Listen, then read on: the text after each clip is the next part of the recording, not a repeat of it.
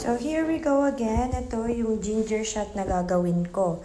Ang nilagay ko rito is, binalatan ko yung lemon, tapos binalatan ko rin yung ginger. So, ayan, hinati-hati ko para yung tama yung lasa kada lagay ko rito. So, ito, tatlong lemon, tapos tag-apat na ginger. Tapos with honey. Susubukan ko muna. Tapos lalagay ko rito sa mga bottle ko. Yan yung ginger shot na sabi nila na pwedeng mas bago ka kumain. Ayan, bago ka kumain, mo siya. Inumin mo siya in the morning. Okay? So, ayan siya, guys.